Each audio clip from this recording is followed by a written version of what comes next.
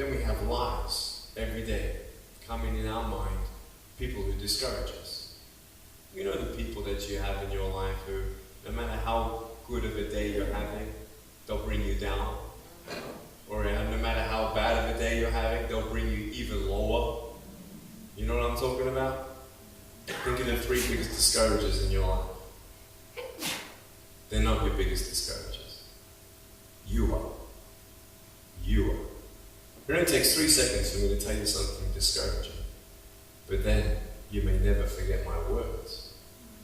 I've met so many 50-year-old women and 40-year-old women who still remember what their fathers told them that they wish they never heard. Words are powerful. When you hear those words and then your mind starts growing with these lies. Nick, you're not good enough. Nick, just give up. Nick, you're never going to get a job. You won't get married. You can't even hold your wife's hand. What kind of a father are you going to be if you can't even pick up your kids when they're crying? You're alone. Sure, your parents hug you, but their hugs can't heal you. Just give up. Just give up. Just give up. Just give up. Just give up. At age 8, I thought that I should commit suicide. Why? I didn't have hope. I thought I didn't have hope. Today you can see that I had hope. What's the word? Believing in something you do not see. Faith. Words can only do so much. Hugs can do much more than words. But when hugs can't do anything, that's when faith kicks in. For me, words and hugs were not enough, but I had no faith. So I tried to give up. At age 10, I tried to drown myself in 6 inches or 15 centimeters of water. In my home, I told my dad I just wanted to relax. But really, I wanted to end my life. I had enough. Dosta me a beer. Okay. The first 2 times I rolled over, I was trying to work out how much air I hold in my lungs before I let it out. And the 3rd time, in my mind, knowing that I wanted to get out of here because of the bullying in my life, because I was going to be a burden to my parents and I had nothing to look forward to, I realized at that moment that if I actually went through with committing suicide, I would leave a greater burden for my parents than they already had. So there was one thing less hopeful or more burdensome than having a child without limbs. What is it? A child without limbs who gives up. So when I saw in my mind my mum and my dad and my brother crying at my grave, if I went through with it, that one thought saved me. If my parents never told me that I was beautiful the way that I was, if my parents never told me that I was special and that I was loved, I wouldn't be here today. So I encourage every single parent who tries their best to encourage their teenagers. Especially in the West, many teenagers put a do not disturb sign on their door. I'm sure, the conversations all around the world between a parent and a teenager. How was school? Fine. What'd you learn? Nothing. Did you do your homework? No. And that's the conversation for the day. And when you try to tell your children that they're beautiful, so of course I'm beautiful. I'm your son. I'm your daughter. Of course you can say that. But they're right. Every single human being has value, and my value is not determined on how I look or what job I have or where I'm from, where I was born, how much money, all that stuff, nothing. So many teenagers, tease each other for how we look, and I tell the teenagers, do you think that I'm cool enough to be your friend? They're like, yeah, of course. I said, but I have no arms, no legs. They said, doesn't matter. I said, really? So it doesn't matter that I have no arms, no legs? I said, no, it doesn't matter. I said, then actually, if it doesn't matter, then why do we kill each other with our words if it actually doesn't matter? Why do we look ourselves in the mirror and see ugly instead of valuable? I want to ask you today, what are you looking for? If I gave you $1 billion, would you be happy? If you gave me $1 billion, I'd be very happy. But then if my mum dies tonight, am I happy? No. With all the money in the world, I'll never be happy. Why? Because money is something that cannot heal the soul. So many teenagers are looking for love, which love does heal the soul. Love does complete the soul. But even sex before marriage, I was a virgin before I got married. Yeah, I've got a gorgeous wife. We're pregnant with our first son. And I don't need hands to hold her hand. I only want to hold her heart. And you know, how am I going to hug my kids? So many kids, they come up to me. It's amazing. They put their hands behind their back and hug me with their neck. And I've realized in life, even the worst parts of my life can be turned into good. And they're even more special. So many teenagers are looking for love, so they're going to go do this and go do that and have sex before marriage. For me, sex out of marriage is like a $5 Gucci watch. Sex within marriage and having sex with someone who loves you, who's committed to you for the rest of your life, going to be the mother or father of your kids. That's what love is. You can talk, you can sleep with as many people as you like, but never know for sure, do they love me? Love is a lifelong commitment. You see, there are choices in life. And we're looking, I want to ask you, what are you looking for? Well, if I can just get drunk, why not, man? I only live once. Well, if that's the way you believe, great. But for me, I'm a greedy man. I don't want to live for 90 years. I want to live for billions of years. And I know that every day my choices will affect this life, other people's life, and my eternal life. You've got to come to the truth of knowing who you are and why you're here. William Barclay, he said, the greatest 2 days in anyone's life, the day you were born and the day you knew why. So, you're ugly. No, I'm beautiful the way that I am. And if you can't believe that for yourself, so many girls especially stay with their emotionally abusive boyfriends. Because if I break up with him, then who's going to want me? See, we all want love. That's why we do what we do sometimes, to get into the crowd. I'm going to swear, I'm going to be cool. That's what this world is. I want to look like her. If I was taller, shorter, smarter, more popular, whatever you want. It's not enough until you find the truth. I'm wonderfully and fearfully made. There's a greater purpose for my life. I am here for a reason. Sure, I didn't get a miracle. Yeah, I believe in a God who can do miracles. And I have a pair of shoes in my closet. Why? I've seen blind people seeing and deaf people hearing. That's fine if you don't believe me. I've got it on camera. But I realize something. If God doesn't change my circumstance, He's going to use my life to be a miracle for someone else. When you don't get a miracle, you can still be a miracle for someone else. I'm going to close off with this beautiful story. I was in Southern California.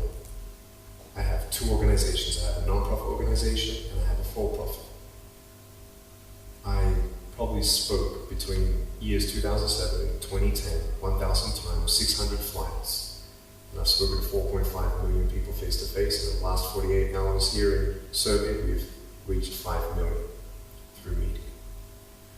So, we have the heart of people to love others. We want people to love each other, love yourself, dream big, and never give up. We're all looking for hope, aren't we?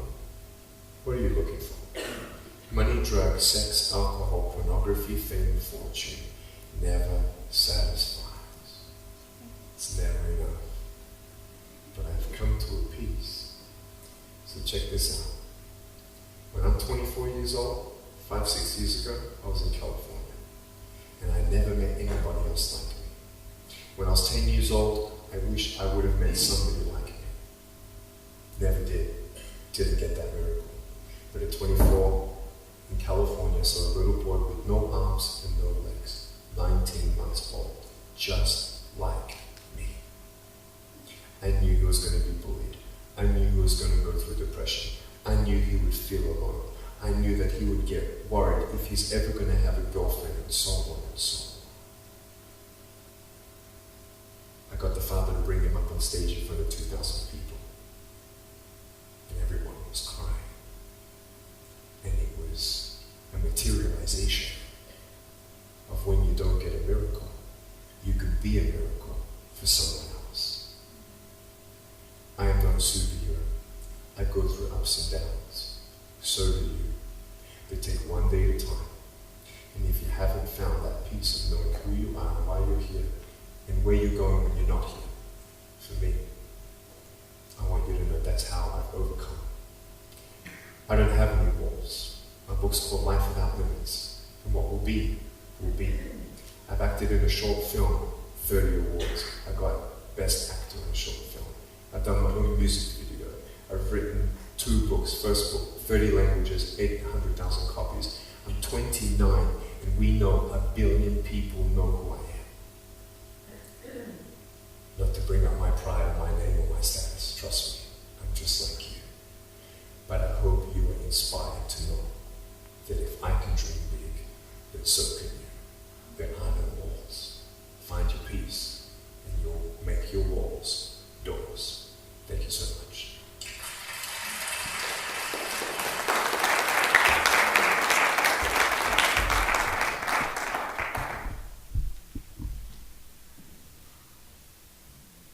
I wanted to say that storms are not the absence of purpose and faith. Nick chose hope. Nick chose faith. And it was that very hope and that very faith that made him into the man that he is today. Yeah. Does having faith mean that there's never a struggle? Does having faith mean it's never tested or never tried? Does having faith mean we always get what we want? No, no, and no. This Bless Me Club theology, we've got to get it out of our mind.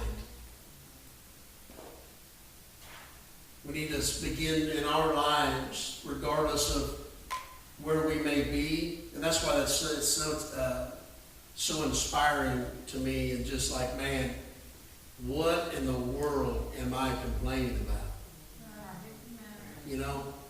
And here's this guy, and I love his transparency and his honesty in the sense of that he has his ups and downs. I mean, and you know, we all sit here and we think, well, yeah, I can't imagine, right? We just think, oh my gosh, that'd be awful. That's terrible. But yet he could blame God, and he could be like, this isn't fair, this isn't, you know, I don't deserve this, and everybody else has arms, and, you know, why did you do this to me? That just goes to show me how powerful faith and hope can be in our lives if we allow it to be, if we choose it to be. That we can be that miracle, even though we're going through a storm, even though we're in the middle of something, even though that we have our own hang-ups, or we have our, you know, own issues and our own struggles. Don't ever let that stop you from the purpose of God of you being a miracle to someone else. The truth is that throughout God's Word, you see this truth. People all went through storms. We all face storms. How we learn to face those storms is up to us. How we learn to process and what we do with our circumstance, whether it produces faith, whether we see something bigger than just our temporary condition, and we go with God and use it to be a blessing to others. You can hear that in Nick's testimony. You hear the Word of God, and be encouraged and live with faith and purpose, regardless of the hand that we've been dealt, or the disabilities that we may have, whether emotionally, physically, whatever it may be, that there is still a greater purpose. And sometimes that storm that we go through, that circumstance that we are in, isn't for us. It's for somebody else. Yeah. All of Nick's life, he said that he never met anybody like him, wanted to take his life, wanted to give up. Until just a few years back, he met that young boy in California. And he said, I'm going to be the miracle for him. Because I know what he's going through. I know what he's going to face. I know what the struggles. I know. And so everything that Nick went through, his life, his hope, his struggles, his ups, his downs, were for that little man. Come on, somebody. You see that? And that's the perspective That what I go through, that what I've been through, yes, may not have been pleasant. What I'm in may not be pleasant. But I'm going to keep serving Jesus. I'm going to trust God. And I'm going to try to see beyond this storm. I'm going to try to see a bigger picture here. And I'm going to ask God to show me my purpose. What's in this? Because that's what we want to do, don't we? We want to figure it out. But your storm is the encouragement of someone else's life when they need it.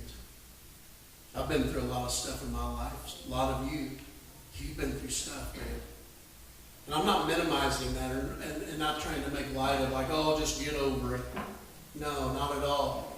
But what I'm challenging us to do today is to see that the things that we have gone through, we can either stay so consumed with our temporary discomfort or that storm we're in, we can be so consumed by it. And if we continue to do that, we are going to miss the opportunities that God has placed before us to be a blessing to someone else. Our circumstances, however uncomfortable that they may be, can be light and they can become salt for others if we live by faith and not fear. The storms that strengthen, the storms that somehow they seem to break you down, ultimately will strengthen someone else. In Mark chapter 4, let me wrap up here. Turn with me. I mentioned this earlier, but I want to read it to you. Mark chapter 4, I'm closing. Verse 35, it says this. I'll read it for time's sake. On the same day when evening had come, he said to them, let us cross over to the other side. Jesus said that. Now when they had left the multitude, they took him along in the boat, and he was, and others in little boats were also with him. And a great windstorm arose, and the waves beat on the boat so that it was already filling. But he was in the stern asleep on a pillow. And they woke him up and said, listen, they said to him, Teacher, do you not care that we are perishing? This is what they asked Jesus. Do you not care that we're in this storm? Do you not care that we are perishing? See, they had lost all hope. Then he arose and rebuked the wind and said to the sea, Peace, be still. And the wind ceased, and there was a great calm. Everybody say great calm. Great calm. There was a great calm. But he said to them, why are you so fearful? See, there it is. Why are you so fearful? Don't you trust me? Don't you trust me? Why are you so fearful? How is it that you have no faith?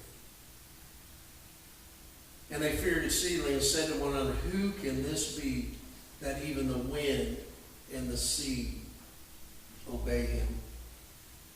The greatest storms in our lives are not always a physical thing that we are enduring or an attack that we may be under.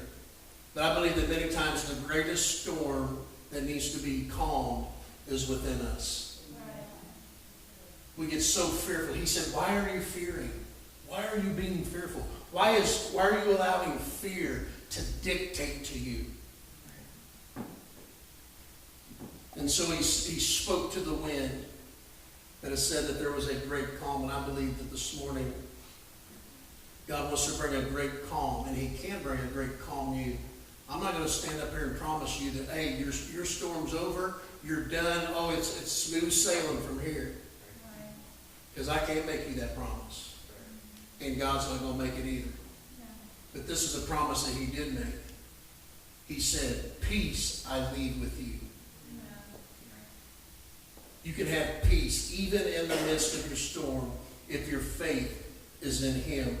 The question is, do you choose to allow him to calm you?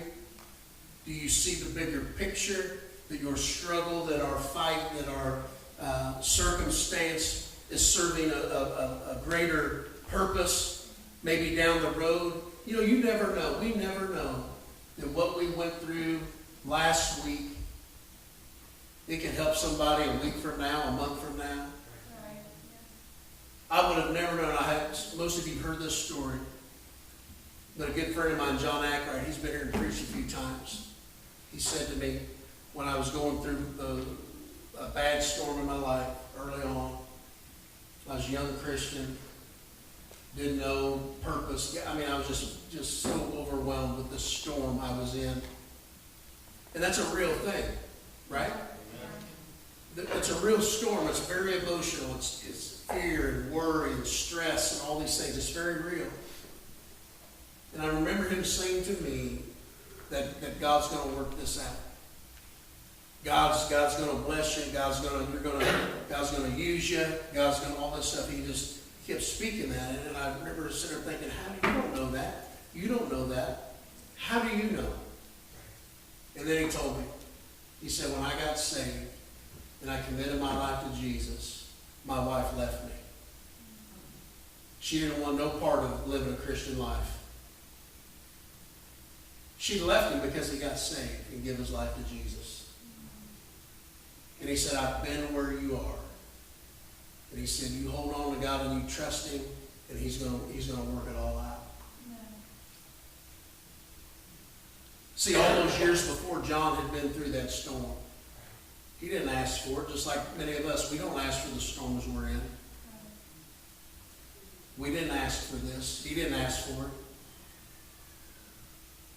And he went through his ups and downs and his struggles, but he's seen the sovereignty of God in his life. And he's seen how God took all of that he went through. He vaccinated him. He got all the bitterness out of his heart. He worked on him. He molded him. He shaped him and all this stuff. And then guess what?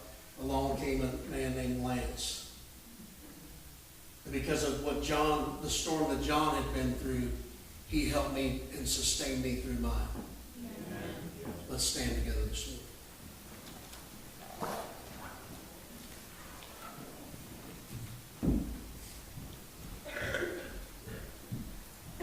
With every head bowed and every eye closed, please, for just a moment. I'm not going to keep you just for keeping you safe. But I just want to take a minute this morning. We're going to pray. We're just going to let all of this soak in. Let the video soak in. Let the Word of God soak in. Let the truth soak in. Maybe here this morning, some of you just really need peace. Not that the storm is going to all of a sudden just stop, but peace within your heart. You're having a hard time seeing how God can be using this. You're having a hard time seeing the bigger picture. Maybe you've thought about jumping out of the plane because there's turbulence. Whatever it may be. All I know to tell you is this. That Jesus is still speaking to storms today. And our greatest need is not to be delivered from the storm. It's not to be delivered from, uncomfortable circumstances. It is for us to have faith and hope and trust and know that God can use our storm to be a blessing for someone else.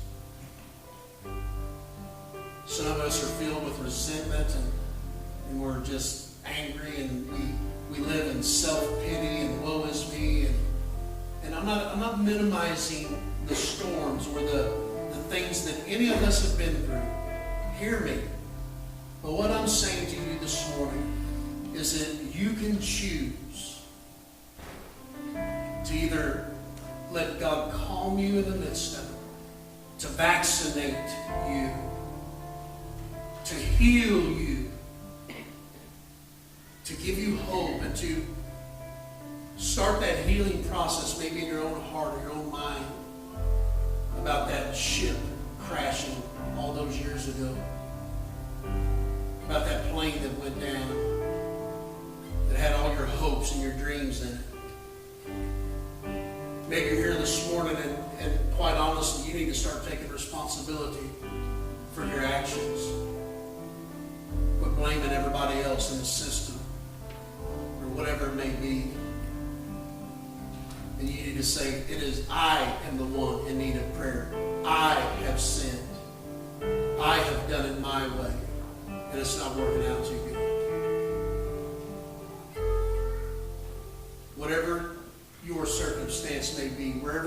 heart is this morning. Maybe you're doing fine. Maybe everything's just, oh no, yep, I'm good. Then you need to get this CD and hold on to it.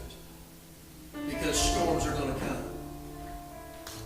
Things happen in life. Don't give up on God. Walk this thing out and trust Him. What He's done for others, He'll do for you if you'll let Him. It takes time. I wish I could say, hey, come up here and everybody this morning, everybody I pray for, boom, God's going to zap you and everything's going to just be perfect when you walk out of here. But that wouldn't be true. But I do know this, that you can walk out of here today with peace in your heart. Because that peace only Jesus can give you. Father God, I'm asking this morning in the name of your Son Jesus,